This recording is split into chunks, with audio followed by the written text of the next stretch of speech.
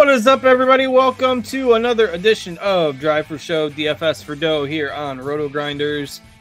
Happy with you talking golf. We've got the second event of the FedEx Cup playoffs this week, the BMW Championship. We'll break it down here for you over the next 45 minutes or so. Won't be super in-depth this week as far as a ton of golfers because there's only 50 in the field this week. So shouldn't take us long to get through it. We'll do our usual snake draft at the end of the show. And let's get to it. I'm Justin Van Zuiden, STL Cardinals 84. Got Derek Farnsworth, Notorious alongside. Noto, how you doing? Yeah, doing well. Did the PGA Tour have the worst playoffs of any professional sports league? There's a lot of issues with the tour scheduling right now that, we could probably do a whole show on it. But if you just look at, okay, I understand why they did it with how they did the elevated events. And we've touched on this several times. I think we touched on it last week a little bit as well. But we've had all these no cut or limited cut events this year, 70 golfers, 80 golfers, what have you. And now the playoffs, you've got 70, and then you've got 50, and then you've got 30 for the championship. And then next week, there'll be like a starting position bonus. And, the number of points allocated to each event feels somewhat arbitrary at times. And just the whole, the way the schedule works and how the fall works into it, it just needs to be scrapped, in my opinion. I don't like it. But, so I would agree that, in hockey, you've got these, riveting series and, basketball and baseball, you're working into, 7-game series and kind of a crescendo with a known end point. Whereas in golf, we get to the finals and we're going to say, oh, the person that's here in the standings is going to get to start at -8 for the tournament. And it's just, there's a number of ways it could be improved. Yeah, it's funny. I'm glad you used the word crescendo. I was going to use climax, but that one, that's way better. It's just like every other sport, like builds towards something and the interest level goes up as the season goes on. And for the PGA Tour, it just seems like, even though we do this every week, I'm like, okay, I'm ready for, this to be over, I don't know, but just not a lot of interest in the two events. Still going to be fun to break it down. But, even from like a betting DFS standpoint, it's not as fun as a lot of the tournaments throughout the year. Yeah, I mean, you would think with a leaderboard like what we had last week, with Matsuyama and Hovland and Schauffele and Scheffler, kind of up there at the top. Those were 4 of the top 5 or 6 finishers. I mean, that'd be in the playoffs, right? You've got the playoffs and you've got 4 of the top guys on tour finishing at the top. And, if you take out our DFS and sports betting bubble, like the national media coverage of it is, 2 minutes on Sports Center or whatever. It just, whatever coverage on the Golf Channel, but there's no national media real attention to the golf playoffs. And it's so strange. How about we do 64-man head-to-head bracket, double elimination, bring back match play, have it over the 3 weeks so that, golfers aren't playing 10 straight days. I don't know. I think it'd be cool. Yeah, something like that. It's not where it's not just a one and done type of deal because there's, obviously a little bit of variance with head-to-head match play against.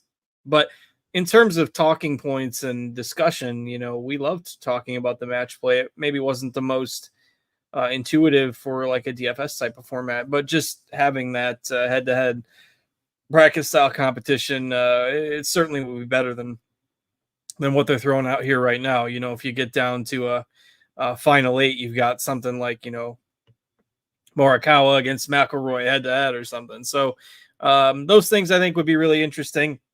Instead, we have to deal with the cards that were dealt, and that is this wacky format that we have. And, you've got a tradition where 2 of the playoff events are kind of at the same courses, but this middle event is the BMW Championship, and they move it, around to different courses each year. So we've got a brand new course in play this year that hasn't been used on the PGA Tour since 2006, which is strange. It's just weird. But before we get to the new course that hasn't been used since 2006, anything else that you want to touch on from last week? No, I didn't catch a lot of the event. I was traveling. One of my friends had a baby shower in California. Hadn't seen him in a couple of years, so Didn't pay a ton of attention. I think the last time I tuned in on Sunday, Hideki was up like 6 or something with like 8 holes to go.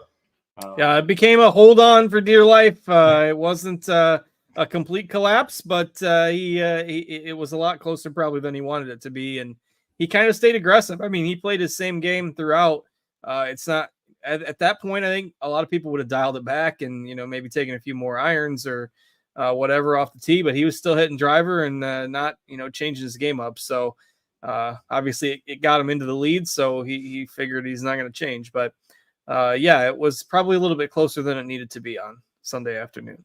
So what happened with the ball mark scandal that he was going to get penalized for and then didn't? Yeah, I was kind of half watching, and we didn't have the sound on, and I didn't go back and see that afterwards. So I'm not sure. Maybe somebody in the chat will know and they can drop it in, but I didn't see that in it. And it didn't seem to be making the rounds too much on social media afterwards. So no, again, maybe it could be because nobody's paying attention, but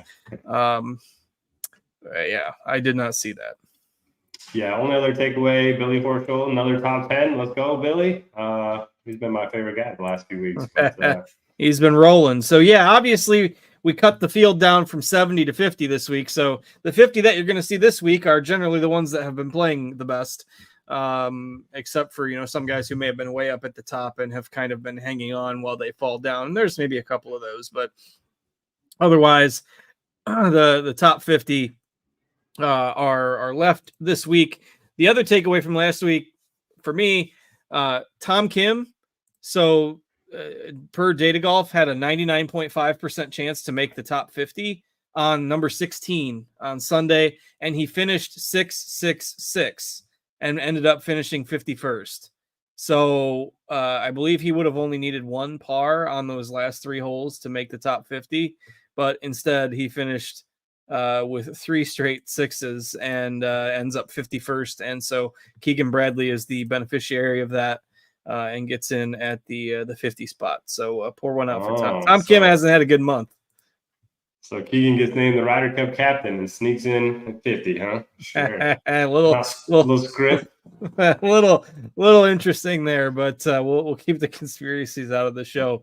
Yeah, so Keegan's got the 50 spot. So all the guys from 31 to 50, they'll have to make a move up this week if they want to compete in the Tour Championship. So, all right, let's go ahead and dig into it. We've got a new course this year for this tournament. As I mentioned, Castle Pines. We're in Colorado this week.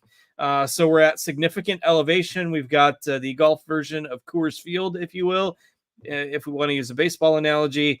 A whole bunch of elevation changes on this course. Basically sitting about 6,000 feet of altitude. So it's 8,130 yards from the tips. I didn't do the math with the elevation. I'm not sure what that translates to, but it's 8,000 plus yards, which is wild. Longest course ever on the PGA Tour. What have you found out about this course so far?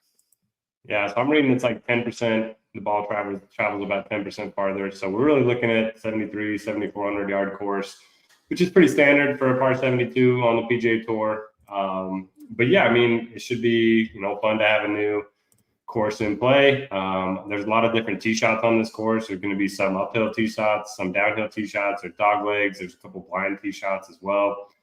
There's water in play on 10 and 18 holes. So if you stray too far, you can definitely find the hazards. The fairway is pretty narrow, like 26 to 30 yards on most of the holes. And then the greens are pretty small too, 5,600 square feet. The rough's expected to be 4 inches thick.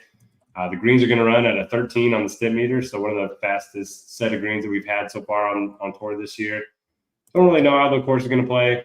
We haven't seen it since 2006. So probably, and it's had some renovations since then. So no point in looking at those leaderboards, but yeah, I think it's kind of one of those weeks where people are gonna just stick to groupthink and go with what they're hearing on podcasts and in their articles and kind of just run with it. So I think it's a good week to be contrarian, and that's kind of going to be my strategy, and just hope to be a little different from the field. What are you doing with the course? Yeah, so if you look at, and again, it's somewhat pointless to do this, as Noto just mentioned, because of some renovations and the fact that it's been 18 years, but When they last hosted the tournament here, it used the Stableford scoring system, which is a little bit tougher to gauge, over under par, but positive points in that system are good.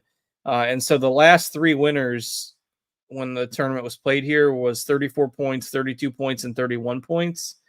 If you look at some of the Stableford events that are played now, which the Barracuda is the most recent one, the last 4 winners of that have been at 49, 40, 43, and 50.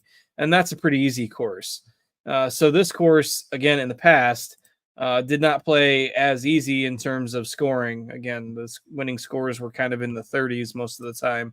A couple times it got up into the 40s, but not quite as much scoring as what we see with the Barracuda. So, and obviously the 4 par 5s, I think his course is going to play a little bit difficult outside of those.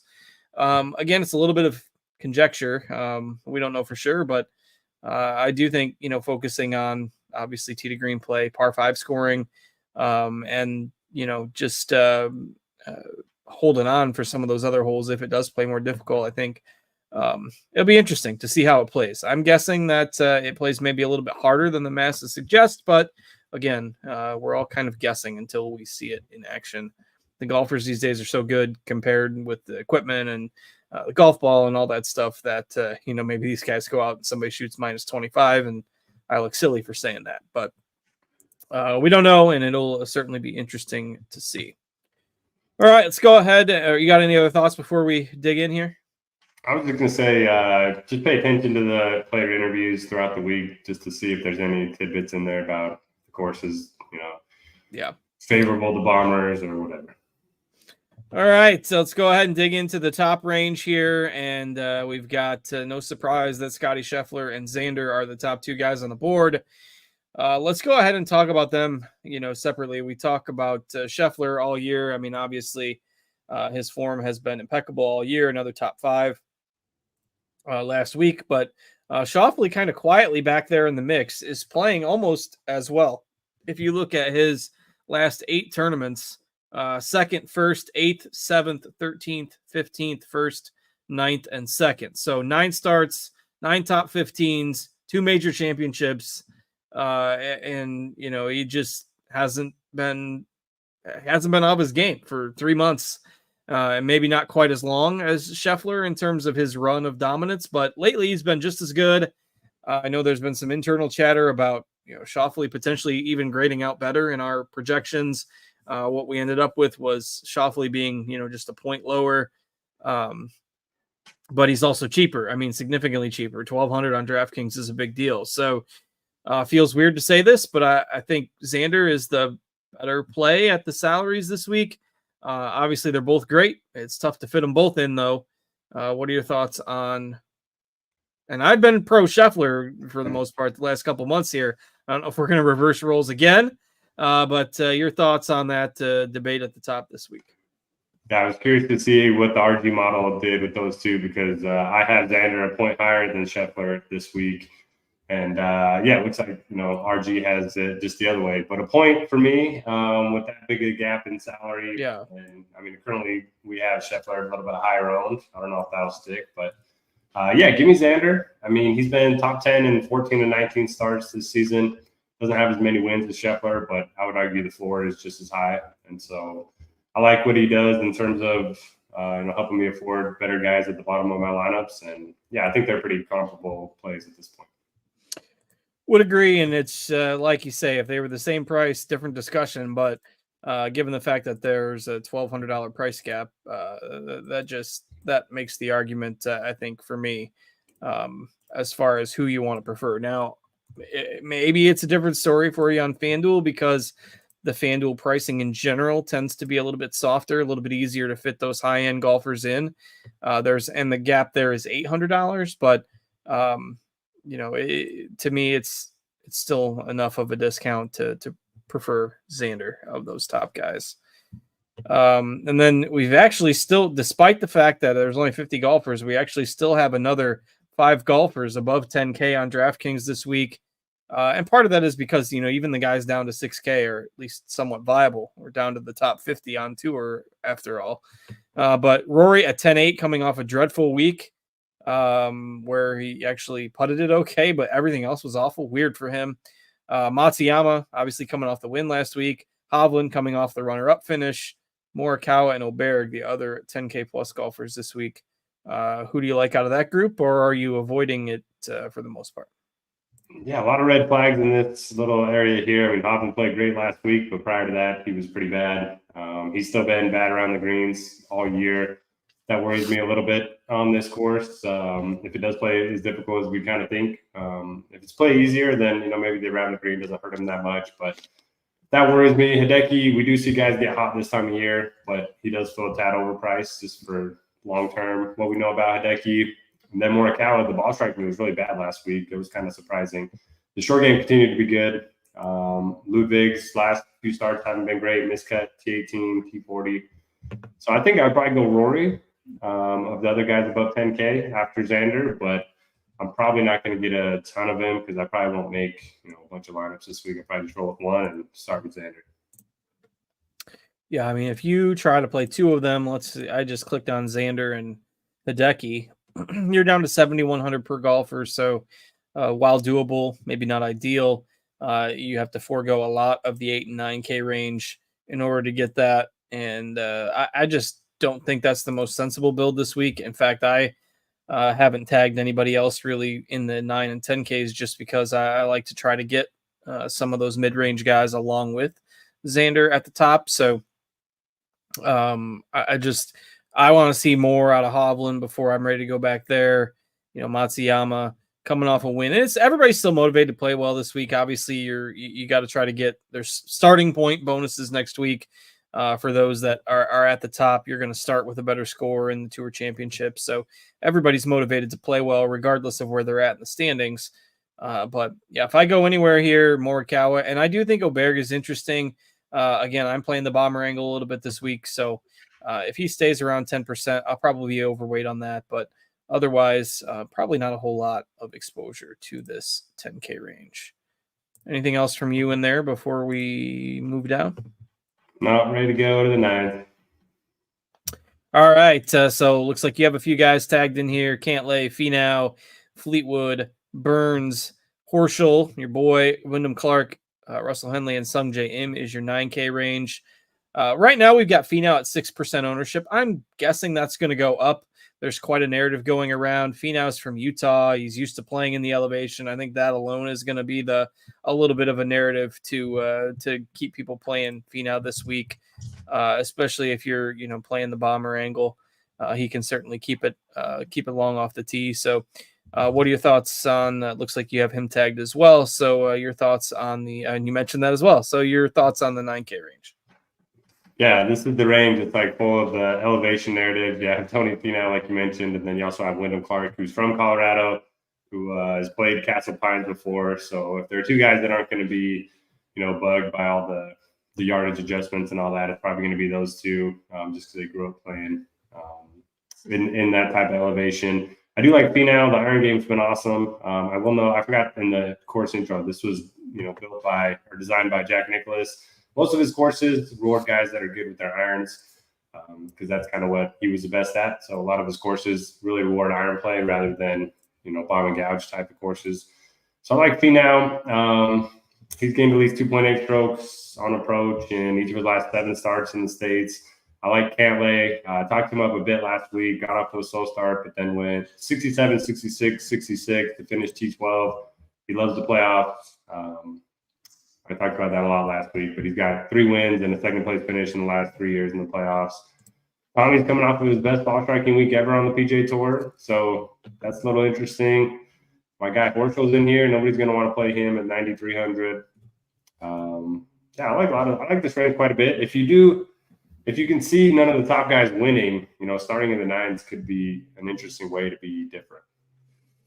But it certainly is. If you tell us how Scheffler and Schauffele are going to do, if one of those guys doesn't win, it certainly opens up the door for somebody in the 9Ks here. Right now, if ownership holds, I like Finau the best. I will certainly keep an eye on that. I think Burns is interesting as well. Obviously, I haven't been on Horschel this whole wave. I'm certainly not going to hop back in when he's 9,300. I'll let it burn me a few more times before we get to reset to a new season. But where's he at in the standings? He's 19. He's probably going to end up freaking winning the playoff. And then I'll really hate the playoff format when Billy Horschel takes it down. But yeah, Finau and Burns in here for me. Don't mind the Cantlay call as well. I think this is certainly a contrarian way to build a balanced lineup. Right now, we've got this whole group between like 6 and 14% ownership. So no major chalk in that range. Anything else on the nines? Russell Henley is kind of interesting. I think everyone will see the yardage of the course and kind of get scared off of him, especially since T30 last week wasn't great on a course that he loves, but it was pretty much all around the green. He lost 3 strokes around the green, which isn't like him, and great long iron player. So even if he does have a little bit, farther approach shots than everyone else, I think he could be decent bounce back candidate this week. All right, let's go ahead and head into the 8K range. Corey Connors leads that off. Maybe just a touch overpriced from where I expected, but anytime, new course, ball strikers course, I think Connors is perfectly fine. Actually went through the whole regular season without missing a single cut. So that's obviously locked in now since we've got a couple no cut events to round it out. Seen a little more upside from him. 4 top 10 finishes, I believe, his last 8 starts. So don't mind Connors. He didn't play that great last week, but I think he's a nice bounce back candidate here. Justin Thomas, Tigala, Aaron Rai, Cameron Young. Again, if you're playing the bomber narrative, Cam Young, I think is interesting. Akshay Adam Scott has really the only one who played this course competitively when the previous event was held here. Played here in 2000, so it's a long time ago. 24 years. It was his first non-major PGA Tour start was here in 2000. So it makes me feel a little bit old. But Jason Day, Shane Lowry, and Seabez rounding out a pretty good chunk of golfers in this 8K range. Connors and Scott, I think, are my favorites. Who are you liking in here? Yeah, like Connors, like Scott, they feel like the safer plays here. I haven't played Jason Day forever, but I think this is the week that I'm going to play a bunch of them. His last 4 starts, he's gained a bunch of strokes ball striking, and that's typically the indicator when it comes to Jason Day because a lot of his good finishes this year have just been all short game, but the ball striking is finally starting to come around. And yeah, 8,200 is fine. I don't think a lot of people will play him. Who do you think is more or tougher to predict, Tigala or Cam Young? Because I never get either one of them right. It's probably Cam, but both good nominations. Yeah. So I don't know what to do with them. Tigala's iron play gone. Cam Young is either like top 10 or dead last. So I would only play those guys in tournaments. But Aaron Wright, 8,600, hard not to like him. After his win, came back last week, gained 8 strokes on approach. So the irons are still there. The putter's been great the last few months. And if this is the course where you need to hit fairways, he's gonna do that for you too. So I like Aaron Wright, Jason Day, probably the best.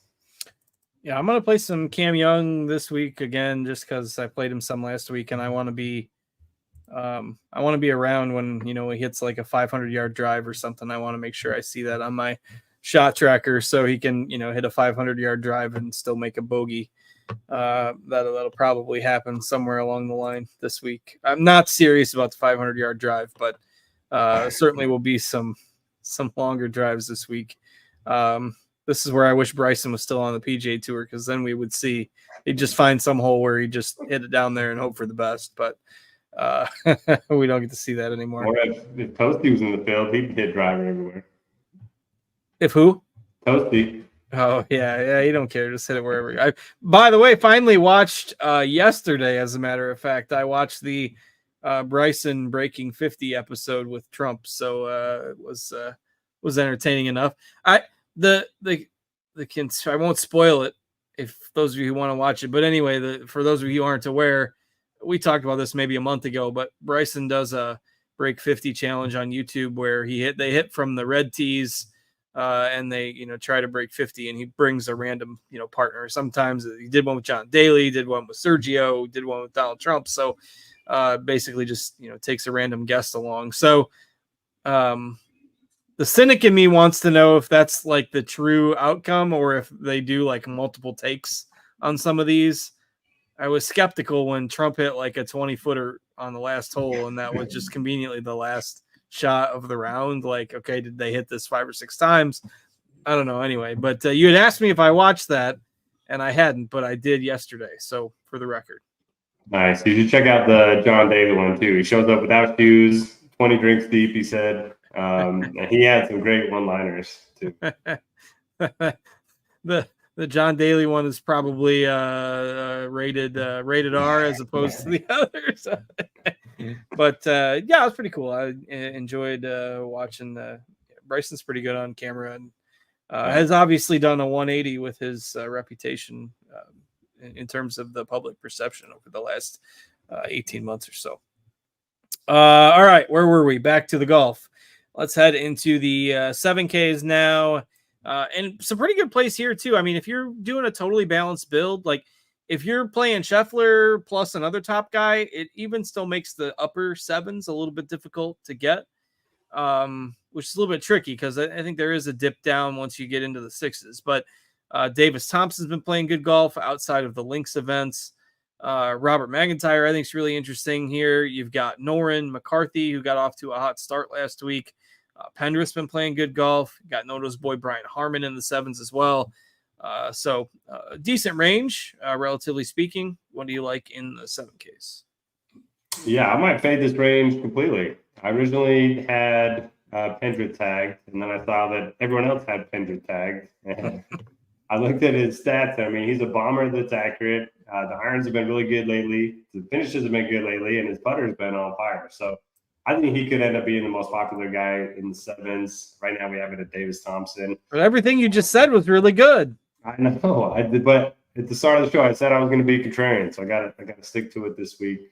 Avoid the chalk. So I'll be keeping an eye on both the Thompson and Pendrith's ownership. They do rate out the best for me. And yeah, everyone else. I mean, Ben Young's been bad with the driver lately. Fitz has been bad with everything. Denny doesn't feel like a Denny course.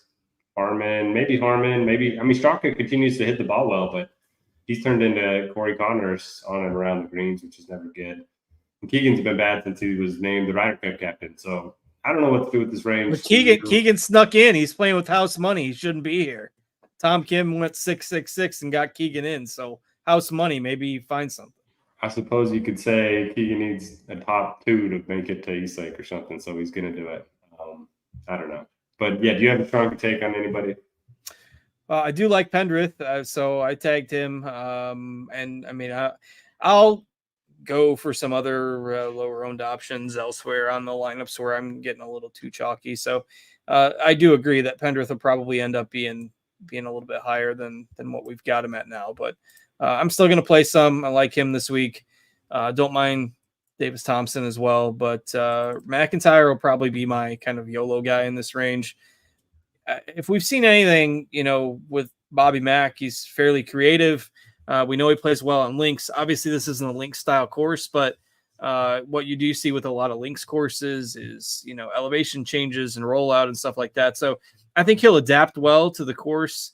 We know he's got upside and he's won a couple times. So yeah, if you're looking for maybe a guy that'll sneak through the radar a little bit in this range, it's McIntyre for me. So I think I mean, it's not like I'm in love with this range, but I think I like it a little bit better than you do.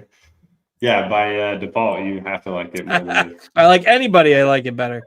All right, so if you're rounding out lineups, you're probably going in the 6s. Again, we do go all the way down to 6K this week, but everybody's in the top 50 of the standings, so it's not like there's throwaway golfers down here. At least all these guys are at least somewhat viable. Not going to read every name, obviously, but I'll give you the floor here. What do you like in the 6Ks?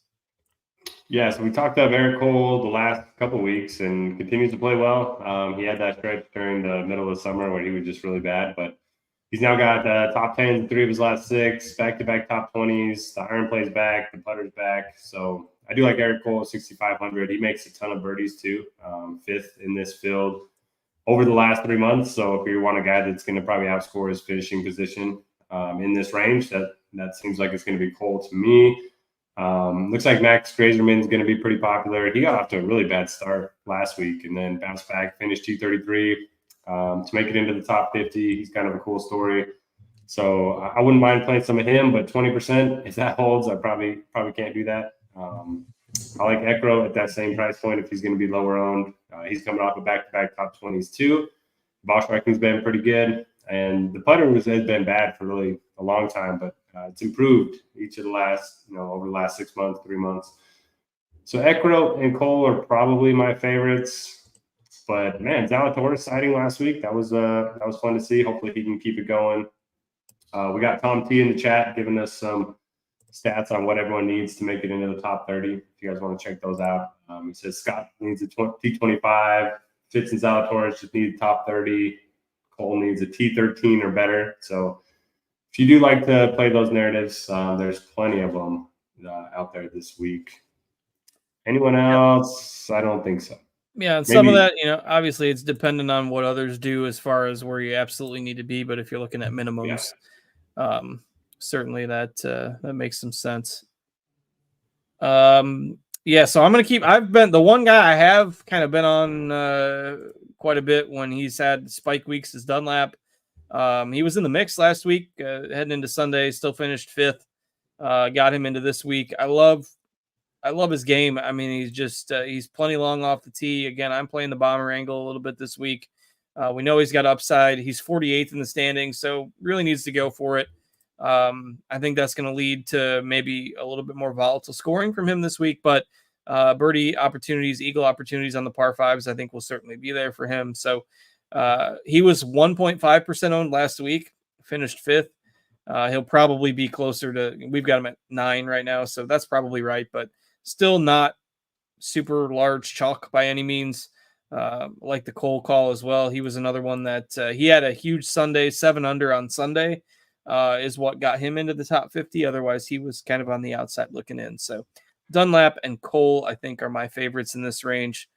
Don't mind seeing Max Homa's stat recently. He's been really, really bad lately. I know last week was awful. He's lost like 20 strokes to the green the last 3 events. Kind of crazy. Yeah, he's and right again. I don't think that ownership will hold on him right now. We've got him as the highest owned guy, him and Siwoo in this range. But like for me, with those stats, like Homa, I think is the first X in the entire player pool for me right now. Yeah, gotta be close for sure.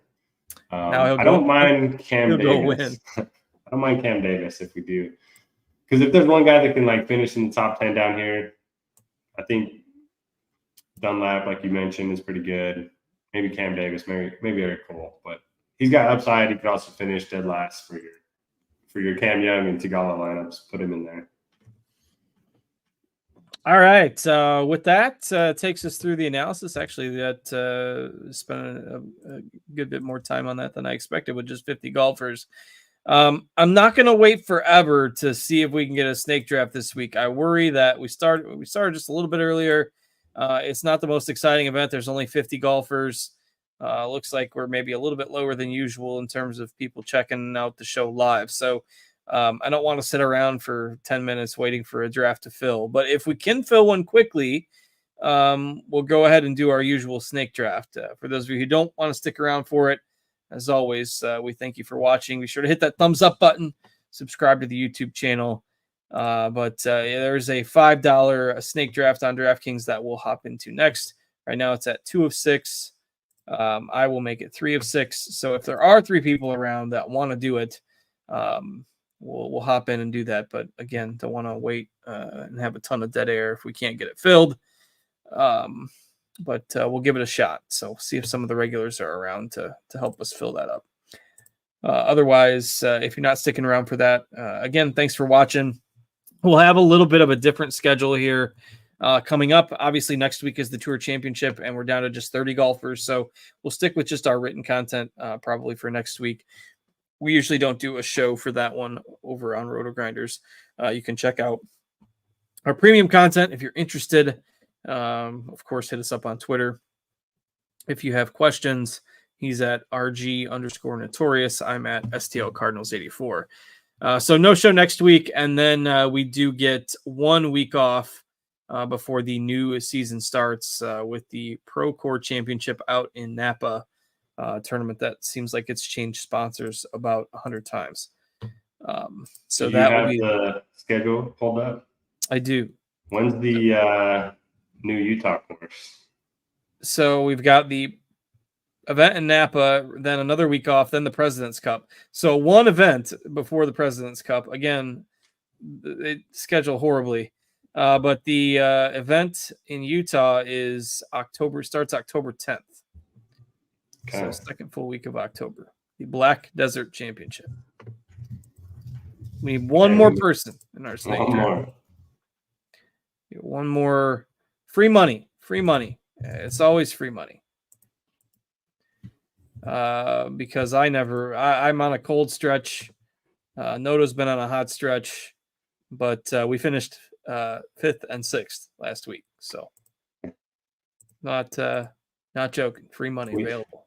We appreciate you guys watching. So we finished last. Yeah. I mean, we just, we want to keep it equitable. So, a lot of ugly on my team last week. It's only 70 golfers last week, and somehow I didn't have anybody in the top 20 out of 7. And somehow you were worse than that. Neither of us. We had 14 golfers between you and I, and we didn't have a single guy finish in the top 20 out of 70 golfers. Not good. All right, we need one more. I'm going to give it 120 seconds. If we're not full in 2 minutes, I'll stay in the draft. We'll just do it offline. All right. Don't have to threaten anymore. In honor of us finishing 5th and 6th last week, we got the 5th and 6th picks this week. Feels appropriately enough. And all right, I've got far too many tabs open, and that usually freezes me up when we're doing these things. So let me close some of those out, and then I will take over the screen share. We'll do a snake draft, and we'll get out of here. All right. Present. Share screen.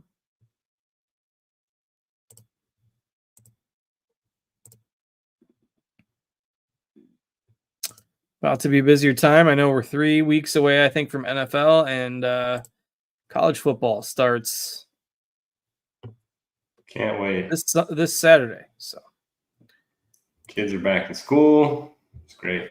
That's the biggest celebration of all for the stay-at-home working parents. So the kids going back to school is the best part. So, although I've suddenly hit the stage where our oldest is doing cross country, our youngest is doing junior tackle football, and all I am is a taxi wagon. After the show, I've got to pick one up from practice and take the other, and so suddenly our 14-year-old, I cannot wait until he's 16 and gets his driver's. I was going to say, once he's 16, you're off the hook. No, 22 months away. But it's good. Good for them to be in some activities. And youngest survived his first tackle football game without injury, and good. Didn't play in 5th grade, so he's a little bit behind the curve learning the plays and stuff, so they just kind of shuffled him in and out a little bit, but did get to play in their first game and was on the field when they scored a touchdown, so he is pretty stoked. Sweet. All right, we're getting started up here. First round. Scheffler and Schauffele will probably be the first 2 guys off the board. But again, we're just donating. That's why we intentionally gave ourselves the last 2 picks, because we wouldn't want to Schauffele or Scheffler. It's how we ended up without a single top 20 between us last week. There was one sitter in the lobby before we started joining. I'm betting it's our Shy Sox dude friend. Too busy watching the White Sox game. So he didn't take the whole time, so maybe he's around. Oh, I was gonna go Cantlin. Terrible range. And I was gonna take Morikawa. All right, I'll play the Utah angle with Finau and play the Bomber angle with Oberg. Probably should have taken Hideki, but that's all right. Again, we're donating. Yeah.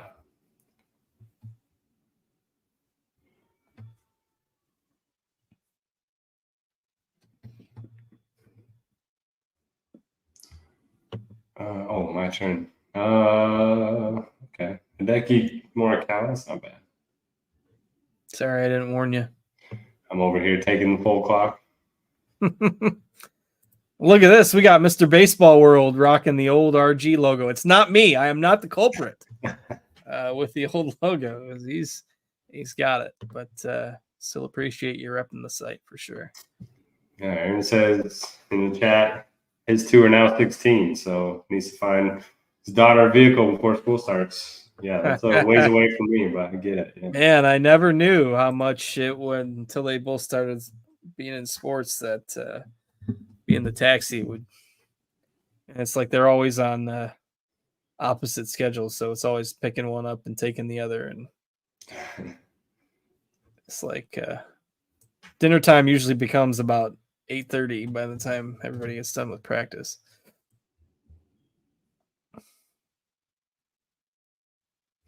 And then,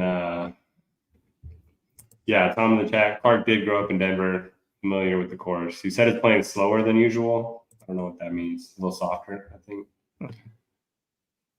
Clark and Finau are going to get the used to playing in elevation. Yeah. But what was do you remember what your first car was? Yeah, I had a Acura Vigor, a really old one. It was a stick shift. So it took me a while. Took me a while to learn how to drive it. And I hated driving on inclines, because you'd have to hurry and hit the gas before you start rolling backwards. I had like a 1990-ish Buick Century was my first. A gray Buick Century was my first car. But it got the job done, and we got to and from school. Steve with the 97 Honda Accord. 97 Honda Accord. Oh, 62 Pontiac Catalina. There we go. Tom is showing your age, Tom, unless you just are like the old cars.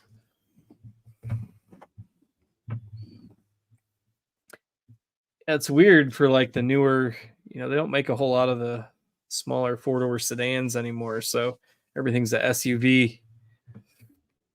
But yeah. I'm not getting my 16-year-old a big old gas guzzling SUV, so we'll figure it out. All right, let me go back to the draft board here. So we are rolling through about down to round 5 here now.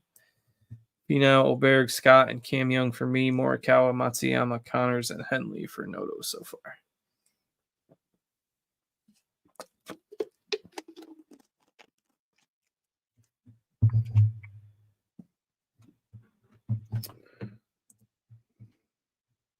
Aaron Rasmus says an 85 Oldsmobile Cutlass Supreme. It was very comfortable. We had one of those growing up. We had a Cutlass Supreme. My parents did. I didn't mind that car. Probably a little newer model than that one. It's become my filler topic for the snake draft today. Yeah, a little off the board. I only remember the first one. I can't remember what I had right after that, but drove the old Buick Century for a while. Got a slightly newer car when I went off to my third year of college. All right, you're up again in case I've distracted you. Yeah. Okay. Good format for Thompson because nobody else can play him. Pendrith and I don't love these options here, but let's go with Benny on. Hope he gets that driver straightened out. Well, just one round to go, and then we will call it a night here.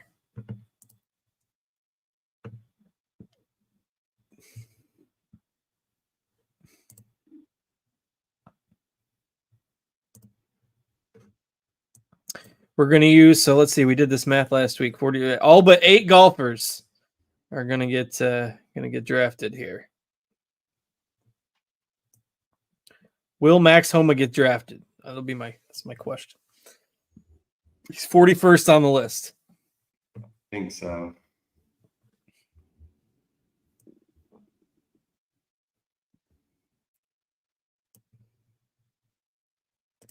1 round to go. Ooh, I like that. Gas man on the turn there got oh no, that was Dunlap was the round before. Straka and Kim. Wondered where Dunlap was. I was kind of searching for him with my last pick or previous round. Didn't notice that he was gone.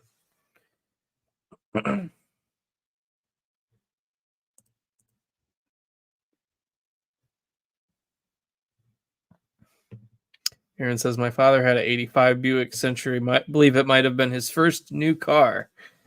So yeah, mine was I can't remember 90 or 91. I have to ask my dad now. He probably remembers, but definitely was not brand new for me as I started driving in 2000. So I was about 10 years old when I got it. Isn't it weird that the year 2000 doesn't seem like that long ago, but it's like 25 years ago? Adam Scott played here in 2000, so just hard to believe it's been 24 years. All right, he got drafted. I got the best pick here. I will go with Cam Davis. I don't really have a strong take. So, all right, with that, we are done for this week. You can see our teams there. Told Noto we'd try to wrap up right at the end of the hour here. He's got something to get to tonight. So it is 6:59 Central Time. So I did a great job timing wise. We got through the snake draft, and we'll call the show for you for tonight. So thanks to our producer, Steve, for working hard for us behind the scenes. No, he's been a little under the weather, so appreciate him powering through and producing the show for us. Thanks to Noto for joining as well. I'm Justin. Again, we got a couple weeks off from the show. We'll be back for the start of the fall swing in a couple of weeks. Until then, take care. Enjoy the start of football, everybody, and we'll catch you later.